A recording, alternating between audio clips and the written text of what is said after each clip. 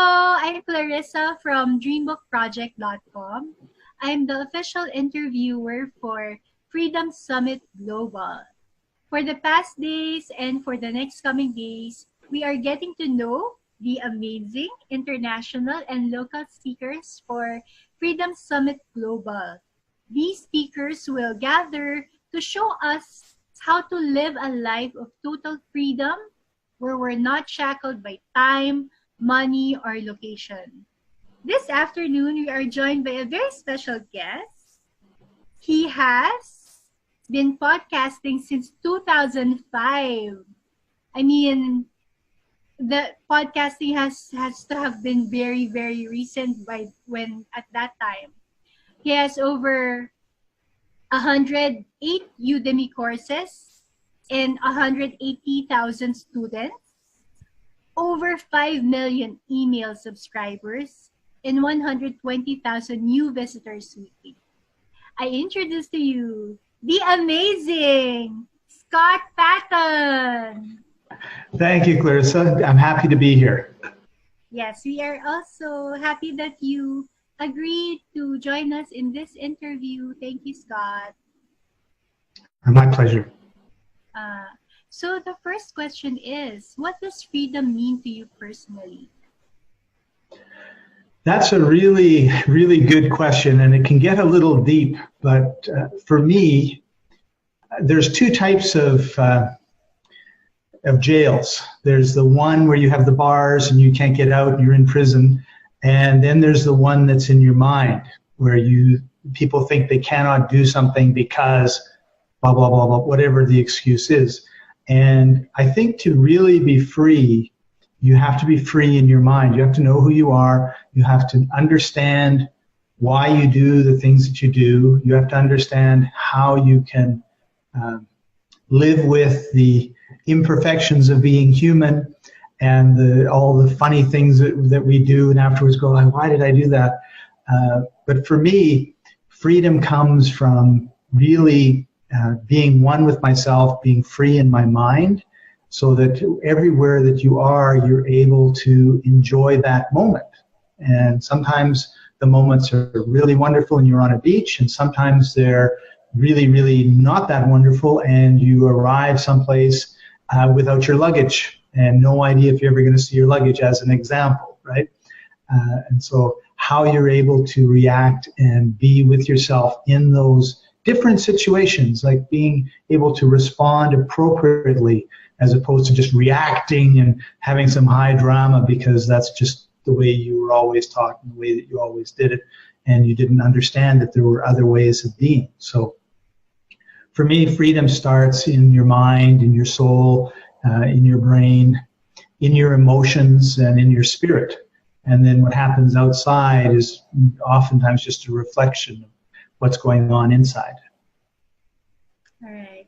So you see there's two kinds of freedom, internal and external, and it starts with the internal freedom, with the mind, the soul. Yes. And you also mentioned being one with yourself and being in the present moment. Is that right? Yeah, it's very, very important. Scott, what strategies did you apply to become successful? The main strategy was trial and error. I wasn't afraid to try different things. You mentioned that I started podcasting in 2005. The fall of 2004 was when podcasting, the word, was first coined. So it was very, very early. And I jumped on it because I thought this is a total paradigm shift in the world of websites and internet marketing, because it finally meant that we had a way to talk to people when they weren't shackled to their computers. In those days, not a lot of people had cell phones. There wasn't quite as much of that going on, and they were just phones. They were not smartphones. So to be able to actually have a way of communicating with people when they were away from their computer, to me, was really, and then in those days it was burn a CD with your podcast and put it in your player in your car and listen to it as opposed to now when you have Bluetooth and everything else. But I just thought that was really, really amazing. And so I wasn't afraid to jump in and then, take the ups and downs that came with being in something that was really new and untested. And I think that you really have to be open to opportunities and also really focused, because once I got focused on podcasting, I stopped focusing on, say, blogging or other things there's always lots of things that you can do. So you really want to make sure that you're focused, but you're also open to opportunities that come from the focused work that you do. Everything really builds upon itself in my mind. The other strategy to create success is taking massive action. Ricky Shetty, who is the founder of the Freedom Summit, takes massive action. We started with a one-day event in Manila. It became a two-day event. Then it became in Manila, and then it became a 5-event, over 2 weeks, 2.5 weeks in 5 different countries. So, and now he's talking about different continents. So he is, looking at taking massive action with this, and that's one of the reasons why it'll end up being so successful. I think oftentimes we dip our toes in. We don't take. We just sort of, I'm not sure if this is work. We're not really fully committed, and as a result, we don't get the results that we want.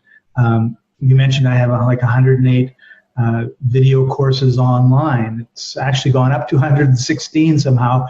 I was just in my account and I noticed, I have 100. I'm always shocked at how many I have, to be quite honest, because when I did my first one, I thought that would probably be the last one that I do. But because I've done 100 courses, there's very few people who are positioned for creating courses the way I am. So I have lots of people that come to me because I have 180,000 students. I have 100 courses. I obviously know how to make successful courses. And as a result of that, it's not me telling anybody that, it's just the facts. That becomes really attractive. And I think a lot of times people forget that you are being watched. Like, everybody is sort of watching, and who are the standouts? Who are the people that are willing to put their head up and say, here I am, I'm doing outstanding work in some area.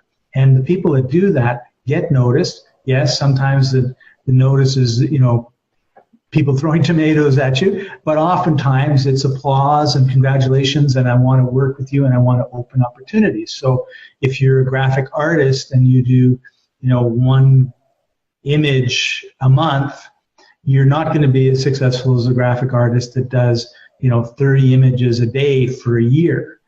And this is really something that, again, Ricky is a great person to model. When we first started doing our digital nomad mastery courses together, we also started a podcast, and there's I think 500 podcast episodes in, and I don't think it's not over 2 years, I'm pretty sure, might be.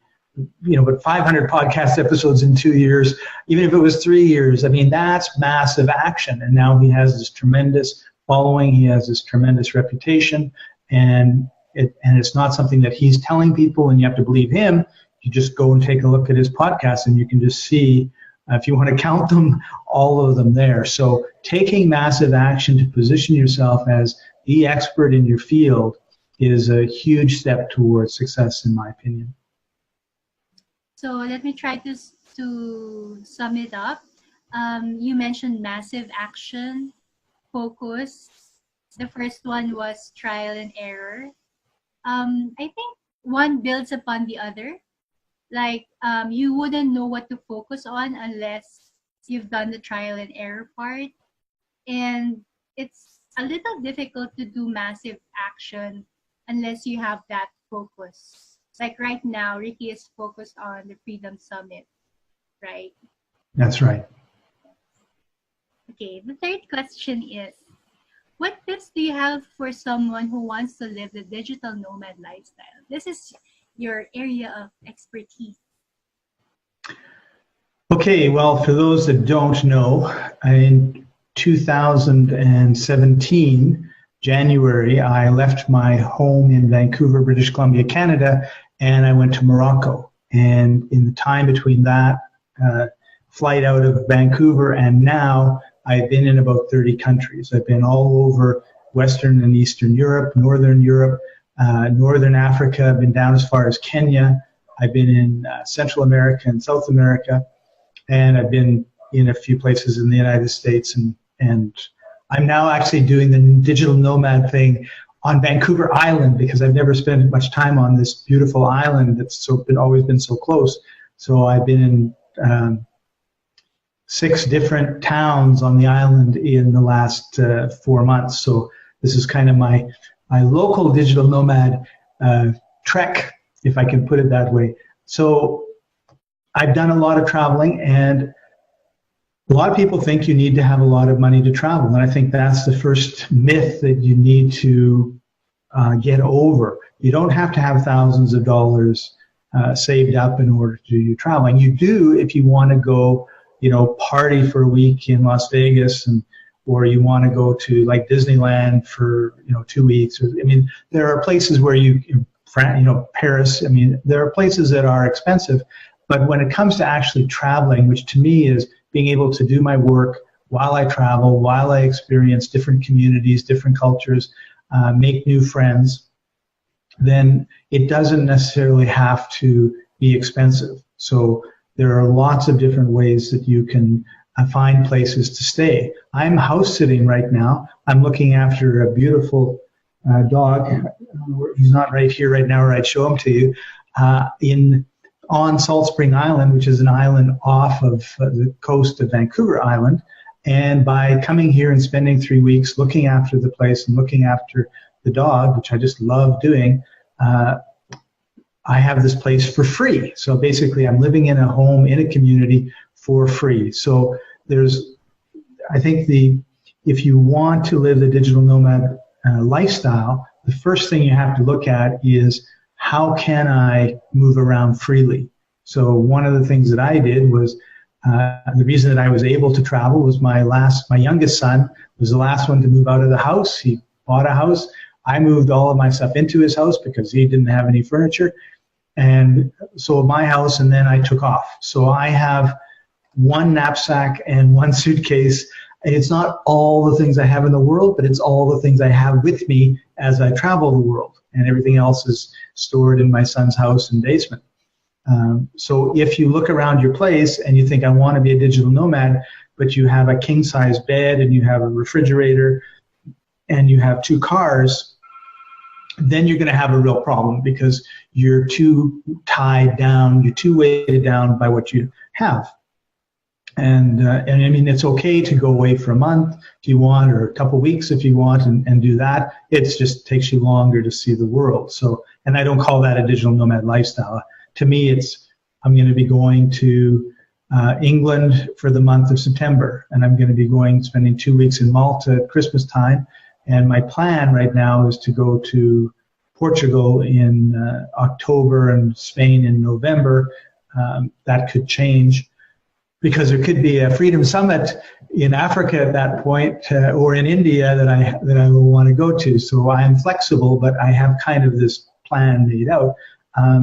But I couldn't do that if I had a refrigerator and 2 cars, because how do you pull? What do you do with that stuff, right? When you're not home.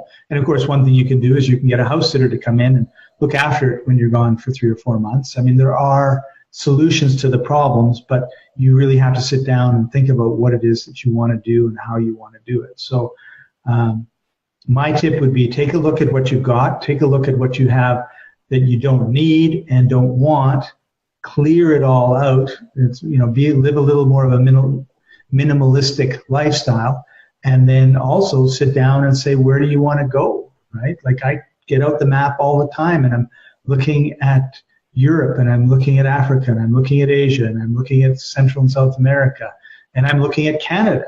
Like, I spent most of my life in 2 provinces in Canada, and I'm thinking, what I'd really like to do is spend 10 months going to all the other 8 provinces and 2, I guess there's 3 territories now, and spending a month in each of them just to see what they're like, because every place is very different. So it's sitting down and deciding where you want to go, why you want to go there, and then what do you need to do in order to make that happen. I waited 10 years, and I didn't even realize this, but I was I had some friends, well, they're still my friends, in 2000, and I guess it was more than 10 years, 2004. And when I was starting to travel and post these things on Facebook, one of them posted, "I'm so happy you achieved your dream." And I thought, how did you know that was my dream? And I asked her, and she says, well, when we first met in 2004, it was one of the things that you were always talking about doing. So the other part is being patient.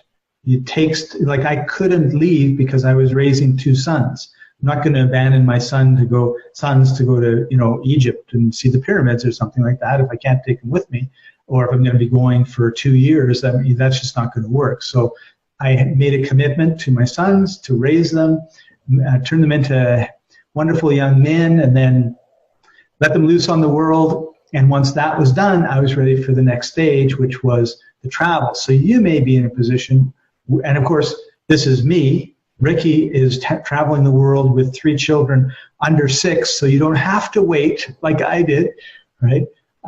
But we have different values. We have different ways that we think we need to raise our kids or want to raise our kids, or different situations. So you have to understand you're unique to yourself and do what works for you. I'm just saying I waited to become an empty nester. Ricky said, I don't want to wait, and he didn't have to wait. So there's lots of ways that you can do it, but you need to be thinking about it. You need to be planning it. You need to be really, getting your mind around it, and then it starts to happen, because as you set these goals, opportunities arise for you to achieve them that would probably be there even if you didn't set the goal, but because you set the goal, you recognize the opportunity. And a lot of times people don't recognize the opportunities that come by, and they miss it, and then they think, oh, why can't I, travel like you guys? Well, it's because you're not paying attention and seeing the opportunities to travel that are all about you. There are a lot of people that have full-time jobs in a house somewhere, and their work takes them on the road traveling for 3 weeks of the month, and they go to a bunch of amazing places. So you don't have to do it the way I did it, but you have to look at how you want to do it and how you can do it, plan for it. And this part of the mindset that I was talking about with another question really comes into play. Oftentimes people say, I can't. And it's like some obstacle comes up and it's like, oh, I can't because blah, blah, blah. And it's like, well, how about I have an obstacle, now I need to think about how to get over it. Now your mind and your subconscious is working on a solution, as opposed to just, sorry, can't do that because, which of course keeps everybody stuck. Wow, you mentioned a lot of things. You mentioned it starts with mindset, like with you started with that, like, for example, money mindset, thinking that it has to be expensive. And then you mentioned thinking that you can't.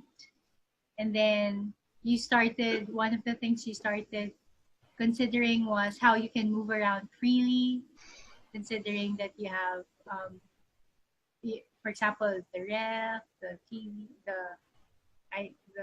for example, and then you mentioned considering where you want to go and being patient and knowing what works for you, and then just wrapping your mind around it so that you can recognize opportunities when they come. Right? Okay. The next question is, it's pretty close to my heart because I'm in the business of helping people achieve their dreams. So the next question is, what should someone do to make his or her dreams come true? Oh, that's a great question, Clarissa. I think, first of all, we need to know what our dreams are. And oftentimes people they get up at 6 in the morning, they shower, they eat breakfast, they get in a car, they spend an hour in their daily commute, they go to their cubicle or wherever they work, 6 o'clock rolls around, they head home, they have something to eat, they watch an hour of TV, they go to bed, and they just repeat this over and over and over and over again. And then they wake up one day and they haven't accomplished any of their dreams. So I think the first step is, and it's okay to change your dreams. My dream was to go back to Australia when I graduated from university. And I did that. And I spent a year actually a year traveling around Australia and Southeast Asia and India. I think the first thing you have to be is really focused, and you have to really know what your dream is. I wanted to go back to Australia. It was like, there was no question, right? And then I just kept taking my steps. I didn't know how I was going to do it. I didn't know how I was going to pay for it. I didn't know where I was going to live. There was lots of times in that trip where it was like, I have no clue, sort of let God look after it, because I certainly can't solve this problem. And so that's what you really need to do, is you need to identify what it is. You need to focus on it. You need to picture it in your mind. You need to, bring it into like reality in your imagination and your consciousness. And then you have to take your steps to go, right? If your dream is to travel, the first step is decide where, and the second step is to buy a ticket. And then you're pretty much done, right? So that's my whole take on making your dreams come true. So your advice is first to start with knowing what it is, what your dream is, and then to finally take the steps to make it happen. That's right. Generally speaking, people that study the brain and the mind say that 90 to 95% of our thinking is subconscious, and only 5% is conscious. So if your conscious mind says, I want to travel, and you're not traveling, it's because your subconscious mind is either sabotaging you or doing something that isn't allowing you to go travel. And this is what I mean about being in integrity, or being one, is your conscious and your subconscious and your spirit need to all be kind of aligned for things to happen. So the mindset or the understanding of yourself comes from, like, why is my subconscious not making this thing come true? Because it's got all the computing power, right? The conscious mind is just, oh, I want that, and oh, I want this, and I want to do these things. But it's the subconscious mind that actually makes you take the steps, right? We don't think about putting a foot in front of another foot in front of another foot to walk. We just walk. Well, who's making all that decisions as to which muscle to relax and which muscle to contract? It's your subconscious mind, as an example. So if you're always walking into walls, then for me, it's my subconscious mind is mad at me, right? So what do I need to do to, make that part of me happy and willingly come along with where I say I want to go? And that comes from being honest, being truthful, being loving, not saying, oh, how stupid am I for not doing, you have to be nice to yourself. And once you align that and you look at your life and you say, wow, like, this is working out really good, this is working out really good, this isn't, then you know where you've got your problems with your subconscious mind. And once you get it working on the problem, it works way faster, way harder, way more effective than your conscious mind, because it's 95%, not 5%. And so when you want to make your dreams come true, it's got to be a dream that your conscious mind and your subconscious mind agree, we want to make this happen. And I liken it to like walking on a path with a 5-year-old child, right? And he, in my case, may want to go that way, and I may want to go this way. Well, I can't just drag him along, because otherwise he's going to have a temper tantrum somewhere, and I'm going to stub my toe and fall or something in the woods. So you need to come together and move forward, and then your dreams all come true. So to recognize the power of the subconscious, make sure that your subconscious and conscious minds are aligned towards your dream. The fifth question is, what is your favorite travel story?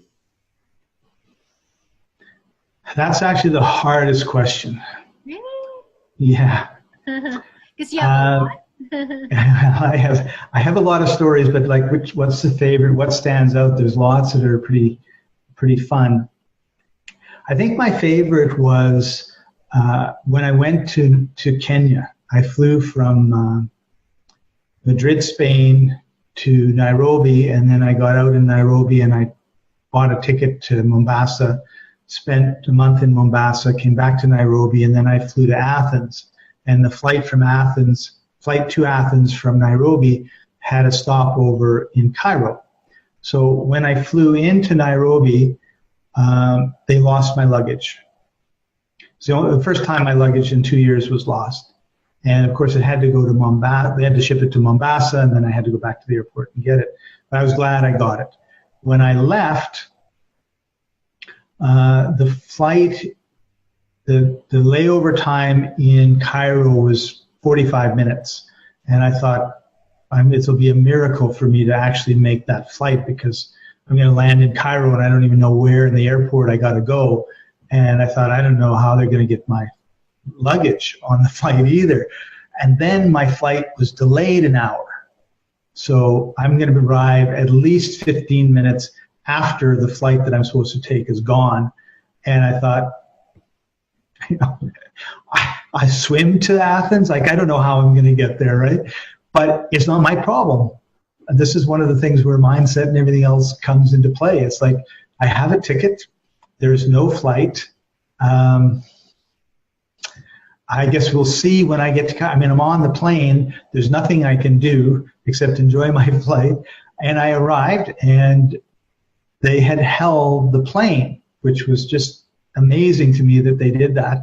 But I guess there was more than just me on my flight going to Athens. And as we're landing, the pilot comes on, the captain comes on, he says, those of you that are on this flight, they're holding it for you. You know, those people that are on that flight, they're holding it for you. And, just go as quickly as you can. So I got on the flight to Athens, and I arrived in Athens. I was like, wow, that was really amazing. And of course, my luggage was not there. And so I went to the lady and I said, my luggage is not here. I really don't like it when they look at the computer and I can't see what they're doing, right? Because she's looking like, oh, it should be here. And I'm going, well, I know it's not here. And so she goes and looks and says, no. And then she says, well, okay, give me your address. And I'm like, I'm only staying overnight in Athens, and then I'm going to the island of Rhodes, which is a Greek island in the Aegean Sea. And I don't usually travel with a phone and blah, blah, blah, so I have no way of them really getting a hold of me, but I'm staying at an Airbnb. So I contacted the lady at the Airbnb and I said, I've lost my luggage. Can I give your phone number and they can call you when they find it, and whatever arrangements we need to make. She said, no problem, right? And then she also said, I'll come and meet you at the airport and pick you up. So I thought, great. So, and in my mind, I'm thinking, my luggage is history. I will never see this luggage ever again, right? Because it's coming from Nairobi to Cairo to Athens, and it's lost, and it's probably in a corner in Cairo somewhere if it even got on. And I'm trying to get my mind around, like, what do I need to buy in order to continue traveling, right? And so I got to Rhodes, I got out, and there was nobody there. There was no one meeting me. There was just 30 yellow cabs and a couple passengers that left. And for 20 minutes, I'm sitting around thinking, I don't know where this Airbnb lady came or went, or where she is, or if I'm at the wrong place. Had no idea. And then out she comes from the baggage claim area with my suitcase. And I had called her and they said, the suitcase is here. And she says, great, I'm coming to pick up Scott and I'll get the suitcase at the same time. So whatever rigmarole they had to do, they did. And she comes out and I was like, I gave her a big hug. It was just such a relief to, have my stuff, right? And and I guess the reason this is an important story to me is it would have been really easy to spend 2 hours in the flight from Nairobi to Cairo worrying and worrying and worrying. Am I going to make the plane? Am I going to be stuck in Cairo? Oh, poor me. What am I going to do? I'm late. And then when I got to Athens, it's like I could have been yelling and screaming, like, how could you lose my luggage, blah, blah, blah, And none of this is bringing peace to me or people around me or to the world. And part of what I love about traveling is you're going to have an experience, and the experience you have is more often based on your response or reaction to what's going on than what actually is going on, right? Their job is to get you from A to B, and they did it, to get my luggage from A to B and actually to C, which was the island of Rhodes, and they did it. And that could have been it was a pleasant experience because I just I don't have my luggage, no problem.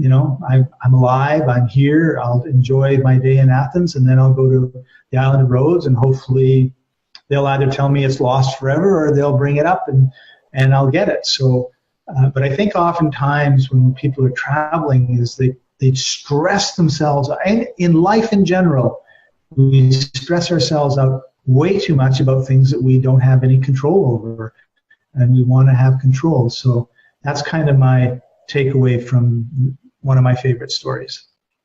That's a great story, Scott. It's like, Thank you. as you said, a metaphor for how you respond in life, right? Yeah. So the second to the last question is, what is your vision for the future? Vision. Well, that's a great question. When I was in Tunisia, I was invited to Tunisia to talk to a group of about 10, 15 young Tunisian entrepreneurs about business, about online business, that sort of thing. And when we were talking, I asked a question that has really, their reaction has really changed my direction in life in many ways. And my question was, if you could make an extra $500 a month, if you could make $500 a month, not an extra $500 a month, how would that change your life? Would that change your life? And they all, their eyes popped open, and it was like, oh yeah, if I had a $500 coming in every month, life would be great. In Tunisia, the average earnings is around $500, $600, $700 a month. And that has sat with me for a long time. And I came up with this project that I'm working on slowly but surely called 500 for 500, which basically means $500 for 500 people in a country, in Tunisia, in Kenya, in the Philippines, with the idea that those 500 people could teach one more person. And that person could teach one person, that person could teach one person. Because if you talk to a lot of internet marketers in the United States and Canada, making $500 is ridiculously easy. So then the question is if it's ridiculously easy and it has nothing to do with being in the United States or Canada, then why can't we teach 500 people in the Philippines to do that? Or 500 people in Indonesia, or in Kenya, or Uganda, or Rwanda, or Nigeria even? And the answer is, of course, there's no problem. We can do that. And so my vision is to go to these countries and to have a process where, and usually using affiliate marketing, where they can fairly easily make $500 a month. And if you can make $500 doing something that it works forever, sort of thing, nothing is forever, but kind of like ongoing, then how hard is it to do it again and make another 500, do it again, make another 500, until you were creating whatever income it is that you want. But I was really looking at, kind of the lower or middle class of the people that I knew in Tunisia when I was thinking about this. And I think it applies equally to the people that I spent time with in Mombasa and Nairobi, where, there's a certain infrastructure that you need. Like you need a computer, you need an internet connection, these sort of things. But then once you've got that, then it's just a matter of training and work. And the thing that it just broke my heart in Mombasa in particular was seeing how hard people worked for no money. It was like little money. I'd see these guys in 100-degree weather, pulling a cart of, I don't know whether it was fruit or bananas or wood down the highway, and thinking, like, he's probably going to get $10 and he is working so hard. And I thought, so it's not that people don't work hard or they're not hard workers. It's not hard work that's the issue. It's the knowledge, and it's also the opportunity and the direction that they go. So my vision for the future is to be able to have groups of people supporting each other, communities in many, many countries in Africa and South America and Asia, where the goal is to make 500. If I can get you $500, if we can work together so that you're earning $500 a month, whether it's through affiliates or through videos, production, or whatever it happens to be, then you can make another 500. Like, you can make 1,000, then you can make 1,500, and then you, like, whatever it is, until you're at whatever your dream is for your financial future. And that's really the key. And when I'm traveling around the United States and Canada, I think, like, everybody has a computer, everybody's able to get on, and they're able to create websites and use those websites to sell. And there's lots of different ways people can do.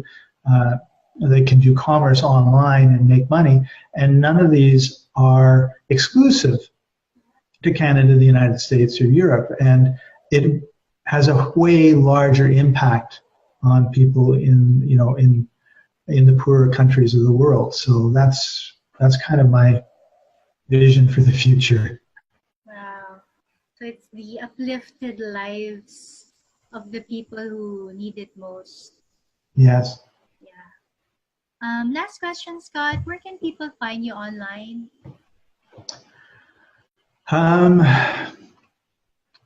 Well, I'll give you my email address. That's probably the easiest and best way to get a hold of me, which is scott@patonmail.com, PATONMAIL.com. And if you're watching this and you're emailing me, please put something like Freedom Summit in the subject line, because I get a lot of spam. And if you just put hi, I might think that's spam and just not bother opening it. I don't want to be unfriendly. I'm also very active on Facebook. If you do a search on Facebook and you see Scott Paton from Vancouver, that'll be me, because I'm the only one. And if you go to Udemy and just do a search on podcasts, my podcast class is usually number one. And from there, on my profile page, there's my Facebook, my Twitter, my website, and my email, and all that sort of stuff. Okay. All right, that ends our interview. Again, we invite you to the Freedom Summit. Achieve time freedom, financial freedom, and location freedom. Will be in Manila on March 30 to 31, in Kuala Lumpur on April 6, in Singapore April 7, Bali April 13, and Chiang Mai April 17. Scott, maybe you'd like to invite them personally? Yes, I really want to encourage you to come. When I'm at events, I'm at the event for the whole day, and I make a commitment that I don't leave until everybody's questions are answered. So after my presentation, if you have questions, or even if you have questions before and you want to come up and talk to me, I'd be delighted to talk to you until you've got all your questions answered. And it's going to be an amazing time. You're going to learn a lot, and you're going to get a lot of information that you can put into action, particularly if you listen carefully to what I'm going to be teaching you, that you can put into action right away and start to achieve the dreams that you deserve to be living, really. Hey, if they listen to this interview with you, they already have action steps they can apply. Yeah. Thanks, Clarissa. I appreciate that. The last thing is we want to invite them to like Freedom Summit Global and Freedom Summit Asia on Facebook. All right. Thank you, Scott, for this interview. Thanks, Clarissa. We'll see you in a few weeks. See you.